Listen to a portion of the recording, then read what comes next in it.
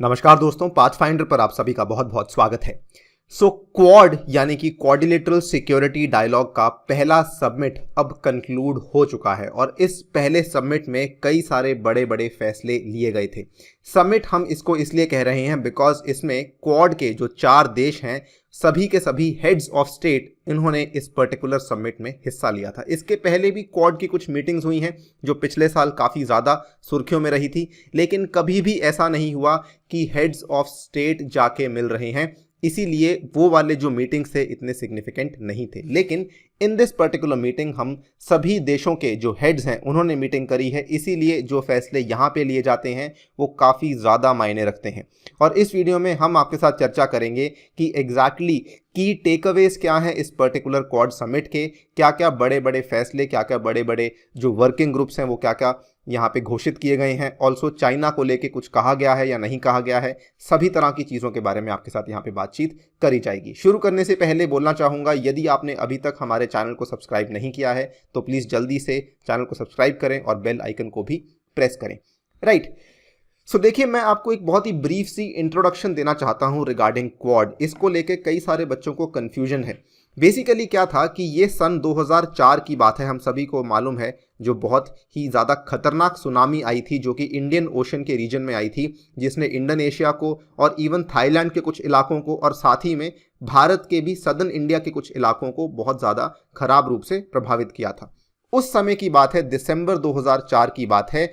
उस टाइम पे जो यूएस के राष्ट्रपति थे जॉर्ज डब्ल्यू बुश, इन्होंने अनाउंस कर दिया था कि इंडिया, यूएसए, जापान और ऑस्ट्रेलिया को मिलकर के एक इंटरनेशनल कोएलिशन बनाना चाहिए ना। उस टाइम पे इनका मकसद इस कोएलिशन का बनाने का असल में ऐसा कुछ नहीं था कि हम चाइना के खिलाफ जाना चाहते हैं। उस टाइम पे मकसद केवल और केवल इतना था कि हम आपस में कोऑर्डिनेशन करना चाहते हैं, बिकॉज यहाँ पे बहुत बड़ा टास्क है हमारे सामने ह्यूमैनिटेरियन असिस्टेंस का, पर्टिकुलरली उन इलाकों को जहाँ पे सुनामी का जो प्रभाव है वो काफ़ी ज़्यादा आया है।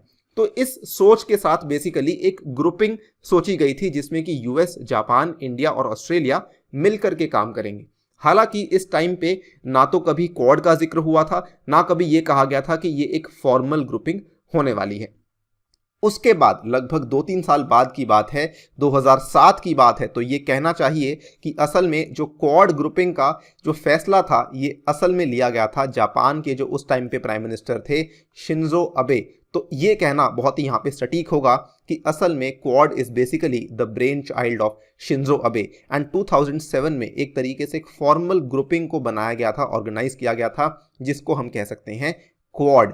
इनफैक्ट इसको उस टाइम पे जब कहा गया था तो it was more properly called as the Quadrilateral security Dialogue, जिसको कि आप QSD के नाम से भी कह सकते हैं। सो यहाँ पे क्या हुआ कि 2007 में इतना तो बोल दिया कि ठीक है क्वाड बनने वाला है, लेकिन एग्जैक्टली उसके बाद क्या हुआ कि वेरी सून, एग्जैक्टली 1 साल के बाद 2008 की बात है जब ये Quad grouping almost cease to exit, क्योंकि उस टाइम पे यूएसए के रिलेशंस और ऑस्ट्रेलिया के रिलेशंस चाइना के साथ काफ़ी अच्छे थे। उनको ऐसा लगा कि अगर हम क्वाड ग्रुपिंग का हिस्सा बन जाते हैं और एक फॉर्मल ग्रुपिंग का हिस्सा बन जाते हैं, इस केस में हमारे जो संबंध हैं वो चाइना के साथ खराब हो सकते हैं। आप यहाँ पे क्लियरली देख सकते हैं Australia to pull out of Quad that excludes China, और इसको लेके बहुत सारी और भी पेपर्स हैं जो आप चाहो तो आपके साथ मैं किसी और वीडियो में शेयर कर सकता हूं, जिसमें कई बार ऑस्ट्रेलिया ने इस चीज़ को कहा है कि हम क्वाड ग्रुपिंग का हिस्सा नहीं बनना चाहते हैं। राइट नाउ इसके बाद क्या हुआ, ये जो दोबारा से इसको रिवाइव करने की बात चलाई गई थी 2017 में। I am directly shifting 10 years later on. In fact आप यहाँ पे ये भी देख सकते हैं कि पहली बार इसकी एस्टैब्लिशमेंट 2007 में हुई और उसके बाद क्वाड 2.0 था, उसकी शुरुआत हुई थी 2017 में। सो एग्जैक्टली 10 साल के बाद जब ये ऑलमोस्ट हाइबरनेशन में चला गया था पूरा का पूरा ग्रुपिंग, 2017 में इस ग्रुपिंग को रिवाइव करने को एक फैसला लिया गया था। और ये ग्रुपिंग रिवाइव कैसे हुई थी, यहाँ पर जो फॉरेन मिनिस्टर्स थे चारों के चारों क्वाड नेशंस के, इन्होंने मीटिंग रखी थी और ये मीटिंग हुई थी न्यूयॉर्क में 2017 में। आप यहाँ पे देख सकते हैं द डिप्लोमैट की news, US, Japan, India and Australia hold working level coordinator meeting on regional corporation. And यहाँ पे आप इस पर्टिकुलर न्यूज़ पे टाइम स्टैम्प भी देख सकते हैं, 2017 की ये बात है। इस टाइम पे लगा कि शायद क्वाड जो है वापस आ चुका है, लेकिन उसके बाद भी क्वाड प्रॉपरली वापस नहीं आया था।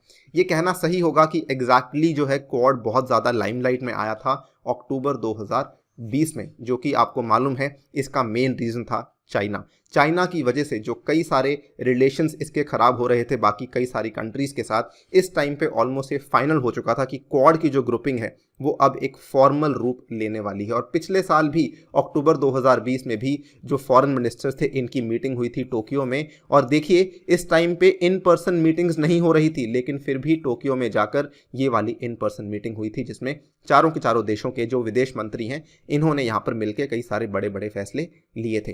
इनफैक्ट अगर आप देखें ये इतना इंपॉर्टेंट टॉपिक हो चुका था 2020 में कि यूपीएससी ने भी इसको लेके क्वेश्चन पूछा था।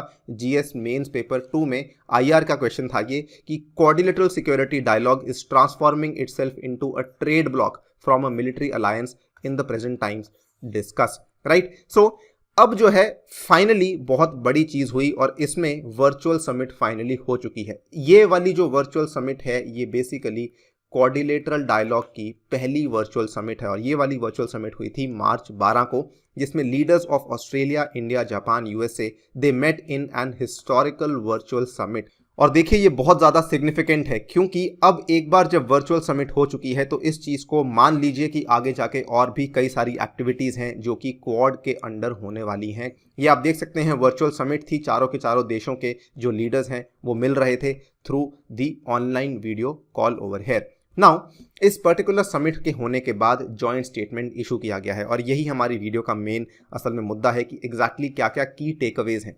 देखिए सबसे पहले तो क्वाड ने रिकॉग्नाइज किया है कि दो बड़े चैलेंजेस जो कि उनको आज के टाइम पे फेस करने पड़ रहे हैं, उनमें जो पहला चैलेंज है that is the economic and the health impact of covid. Second important challenge is basically that of climate change. साथ ही में डॉक्यूमेंट ने यह भी मेंशन किया है that there are shared challenges की कुछ ऐसी चुनौतियां हैं जो हम सभी के सभी देश फेस कर रहे हैं, including in cyber space, including in critical technologies, including counter terrorism, quality infrastructure investment, humanitarian assistance and disaster relief. ठीक है, ये इंपॉर्टेंट तीसरी चीज है जो कि जॉइंट स्टेटमेंट में मेंशन करी गई है। एंड चौथी चीज ये काफी इंटरेस्टिंग है, डॉक्यूमेंट ने बिल्कुल भी चाइना का डायरेक्टली नाम नहीं लिया, लेकिन एट द सेम टाइम उन्होंने मैरीटाइम सिक्योरिटी फ्रंट को बारे में काफ़ी कुछ कहा है। एग्जैक्टली क्या कहा है उसको देख लेते हैं। देखिए ये वाला जो पर्टिकुलर स्टेटमेंट है ये कहीं ना कहीं इनडायरेक्ट निशाना साधा गया है चाइना के ऊपर। डॉक्यूमेंट ये कहता है together we commit to promoting a free open rules based order rooted in international law. कहाँ पर? सो दैट हम इंडो पैसिफिक और उसके आसपास के जो इलाकों में सिक्योरिटी को इंश्योर कर सकें, प्रॉस्पेरिटी को इंश्योर कर सकें और यहाँ पे किसी भी तरह के जो थ्रेट्स हैं, जो खतरे हैं, उनको भी काउंटर कर सकें। अब आप खुद समझदार हैं कि यहाँ पे इस पर्टिकुलर स्टेटमेंट का मतलब यही है कि वो चाइना की तरफ इशारा कर रहे हैं। इनफैक्ट इस स्टेटमेंट को आगे बढ़ाते हुए स्टेटमेंट ये भी कहता है we support the rule of law, freedom of navigation and overflight, peaceful resolution of disputes, democratic values and territorial integrity. तो यहाँ पर जॉइंट स्टेटमेंट ने साफ साफ बोल दिया है कि we are basically vouching for a rules based order और हम चाहते हैं कि लोकतांत्रिक जो वैल्यूज़ हैं उसका यहाँ पे पूर्ण रूप से रिस्पेक्ट होना चाहिए। और यही एक तरीके से सिंपल सा मैसेज है चाइना को कि हम free and open Indo Pacific के लिए स्ट्राइव कर रहे हैं। So these are the 4 important takeaways जो कि आपको इस पर्टिकुलर मीटिंग से ध्यान रखने हैं। इसके अलावा अगर बात करें और भी कई सारी चीज़ें बात करी गई हैं। सबसे, और ये थोड़ा सा अनएक्सपेक्टेड था, स्टेटमेंट ने नॉर्थ कोरिया को मेंशन किया है। यहाँ पे स्टेटमेंट ने ये कहा है कि हम ये कोशिश करेंगे, क्वाड कंट्रीज इस चीज़ की कोशिश करेंगी कि आगे जाके नॉर्थ कोरिया की कंप्लीट डीन्यूक्लियराइजेशन हो सके। ये हम एज्यूम कर सकते हैं कि this is primarily because USA इसका हिस्सा है, तो कहीं ना कहीं यूएसए ने इस चीज़ की मांग करी होगी और बाकी कंट्रीज ने इसको सपोर्ट किया होगा। म्यांमार में आपको मालूम है जस्ट पिछले महीने की ही बात है, तख्ता पलट हुआ था जिसके बाद म्यांमार की मिलिट्री ने देश को कंट्रोल में लिया हुआ है। सो म्यांमार को लेके भी एक जॉइंट स्टेटमेंट आना काफ़ी इंपॉर्टेंट था। ये दिस इज मोर सर्कमस्टांशियल। यहाँ पे जो ये स्टेटमेंट रिलीज किया गया है, as long standing supporters of Myanmar and its people we emphasise the urgent need to restore democracy and the priority of strengthening democratic resilience. Now आगे बढ़ते हुए इस पर्टिकुलर स्टेटमेंट के थ्रू ये भी बताया गया है कि 3 इंपॉर्टेंट वर्किंग ग्रुप्स को एस्टैब्लिश किया जाएगा, जिसमें से सबसे इंपॉर्टेंट और सबसे पहले वाला वर्किंग ग्रुप है क्वाड वैक्सीन एक्सपर्ट्स ग्रुप। इसके बारे में समझ लेते हैं। दूसरा वर्किंग ग्रुप क्या है? Quad climate working group. तीसरा वर्किंग ग्रुप है quad critical and emerging technology working group. सबसे पहले क्वाड वैक्सीन एक्सपर्ट्स ग्रुप के बारे में समझ लेते हैं। This is very very interesting. यहाँ पर बेसिकली ये कहा गया है कि इसमें एक ऐसा ग्रुप बनाया जाएगा जिसमें चारों कंट्रीज के जो उच्चतर वैज्ञानिक हैं वो मिलकर काम करेंगे और चारों कंट्री के अधिकारी भी मिलकर काम करेंगे, सो दैट हम क्वाड कोविड-19 की वैक्सीन एफर्ट को और तेजी से आगे बढ़ा सकें। इसमें काफ़ी इंटरेस्टिंग है, इस पर्टिकुलर इनिशिएटिव में ऐसा कहा गया है कि इंडिया विल मैन्युफैक्चर, और ये कौन सी मैन्युफैक्चरिंग करेगा? अमेरिकन वैक्सीन को मैन्युफैक्चर करेगा। फंडिंग कौन देगा? जापानीज फंडिंग आएगी, और लॉजिस्टिक सपोर्ट ऑस्ट्रेलिया की तरफ से मिलेगा। सो बेसिकली चारों की चारों कंट्रीज, इंडिया यहाँ पे विनिर्माण का काम करेगा। कौन सी कंपनीज, कौन सी वैक्सीन जिनको अमेरिका ने बनाया है, पैसा कहाँ से आएगा? जापान की तरफ से, एंड लॉजिस्टिक सपोर्ट आएगी ऑस्ट्रेलिया की तरफ से, सो दैट जितनी भी कंट्रीज इंडो पैसिफिक रीजन में हैं उनको यहाँ पे वैक्सीन पहुंचाई जाएं। और ये सारा का सारा क्वाड वैक्सीन इनिशिएटिव के तहत अनाउंस करवाया गया है। आप यहाँ पे देख सकते हैं, India to make US vaccine with Japan funds and Australia logistics. This is regarding the Quad vaccine group या फिर Quad vaccine initiative. Second important thing is Quad climate working group. इसमें भी इन्होंने इस चीज़ को काफ़ी ज़्यादा फोकस किया है इस चीज़ पे कि हम ये चाहते हैं कि आगे आने वाले टाइम में जो पेरिस एग्रीमेंट है इसका इम्प्लीमेंटेशन अच्छे ढंग से हो। पेरिस अलाइंड टेम्परेचर लिमिट जो है उसको हम रीच में ले आएँ। आपको मालूम होना चाहिए पेरिस अलाइंड टेम्परेचर लिमिट कितनी है। एंड फाइनली इन्होंने और भी चीज़ों के बारे में बात करी है। मिटिगेशन होना चाहिए, अडाप्टेशन होना चाहिए, resilience, technology, capacity building and climate finance भी यहाँ पर होना चाहिए। फाइनली जो तीसरा इंपॉर्टेंट वर्किंग ग्रुप है that is the quad critical and emerging technology working group. ये आप अंदाज़ा लगा सकते हैं क्यों बनाया गया है, क्योंकि आज की डेट में क्या है कि we are living in the fourth industrial revolution, जहाँ पर एक ऐसा रेवोल्यूशन चल रहा है जहाँ पे everything is connected with the internet. तो हम इंटरनेट के बगैर आप सोच सकते हैं जीना कितना मुश्किल है। तो इसीलिए इन पर्टिकुलर टेक्नोलॉजीज़ को लेकर भी एक वर्किंग ग्रुप बनाया गया है। और ये चारों की चारों जो कंट्रीज़ हैं ये कहीं ना कहीं ये मानती हैं कि चाइना की वजह से कई सारी ऐसी इक्विपमेंट्स मार्केट में आई हुई हैं जो कि लोगों की प्राइवेसी को रिस्पेक्ट नहीं कर रही हैं, और इसीलिए इस पर्टिकुलर ग्रुप को भी यहाँ पर गठित किया गया है। इसके जो एजेंडाज है वो आप यहाँ पे देख सकते हैं। सो बेसिकली ये 3 इंपॉर्टेंट वर्किंग ग्रुप्स हैं। इसके अलावा मैंने आपको बताया 4 इंपॉर्टेंट टेकअवेज हैं जो पहले हम डिस्कस कर चुके हैं। सो ये सारी की सारी चीज़ें क्वाड में डिस्कस करी गई थी। नाउ देखिए, इस पर्टिकुलर समिट का जो टाइमिंग है वो काफ़ी ज़्यादा क्रूशियल है। ऐसा क्यों? देखिए, यहाँ पर मैंने आपको बताया कि 2020 एक बहुत ही ज़्यादा इंपॉर्टेंट साल था क्वाड के लिए। ऐसा इसलिए बिकॉज 2020 में चाइना और ऑस्ट्रेलिया के जो रिलेशंस थे वो काफ़ी ज़्यादा ख़राब हो चुके थे। बेसिकली बिकॉज ऑस्ट्रेलिया ने यहाँ पर एक इंडिपेंडेंट इंक्वायरी की मांग करी थी regarding the origins of the corona virus pandemic. Second important thing is कि इंडिया और चाइना के रिलेशंस भी काफ़ी ख़राब रहे ऑलमोस्ट पूरा साल, बिकॉज चाइना और इंडिया के बीच में आपको मालूम होगा सीमा पे गतिरोध चल रहा था। हालांकि वहाँ पर अब चीज़ें ठीक होनी शुरू हुई हैं, लेकिन 2020 was a very very tough year for the relation between India and China. And obviously Japan और चाइना के बारे में तो आपको मालूम है कि यहाँ पे जो प्रॉब्लम है वो चलती रहती है सेंकाकू डायू आइलैंड्स को लेके। एंड आई थिंक यूएसए और चाइना को तो मैं जितना भी कहूँ कम होगा। बहुत ज़्यादा ख़राब साल रहा है यूएसए और चाइना के रिलेशंस को लेकर। सो बेसिकली ये एक ऐसे टाइम पे सम्मेलन हुआ है जब सारे के सारे देशों के रिलेशंस चाइना के साथ ख़राब हो रहे हैं। तो इट इज़ हाईली प्रोबेबिलिस्टिक कि आगे जाके जो क्वाड ग्रुपिंग है वो एक तरीके से एंटी चाइना ग्रुपिंग बन जाए। इनफैक्ट इसका जो मैसेज था पिछले साल भी दे दिया गया था थ्रू दी मालाबार एक्सरसाइज। आपको मालूम होना चाहिए मालाबार एक्सरसाइज एक ऐसी एक्सरसाइज है जिसमें कि इंडिया, यूएसए और जापान ये 3 कंट्रीज इसको कंडक्ट करती हैं, और कायदे से ये एक ट्राइलिटरल एक्सरसाइज होती है। लेकिन 2007 में इसमें ऑस्ट्रेलिया को इनवाइट किया गया था और पिछले साल भी इसमें ऑस्ट्रेलिया को इनवाइट किया गया था। सो 2020 was a very very formative year for the quad grouping, और ये मालाबार एक्सरसाइज के थ्रू एक तरीके से हमने इस सिग्नल को भेज दिया था कि अब ऑस्ट्रेलिया भी हमारे इस मिलिट्री अलायंस का हिस्सा बन सकती है।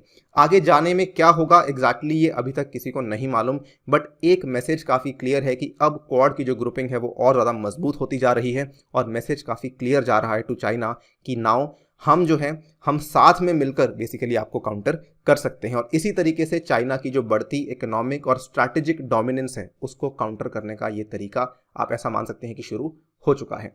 इसी के साथ वीडियो को तो यहाँ पे समाप्त करता हूँ, लेकिन जाने से पहले बताना चाहूँगा अनअकैडमी आपके लिए लाया है comprehensive UPSC CSC GS course, जिसमें कि आप घर बैठकर या फिर कहीं पर भी अपनी यूपीएससी की तैयारी को आगे बढ़ा सकते हैं। इसमें आप घर बैठकर डेली लाइव क्लासेस को सुन सकते हैं और इसमें इंडिया के टॉप एजुकेटर्स आपको यहाँ पर गाइड करेंगे।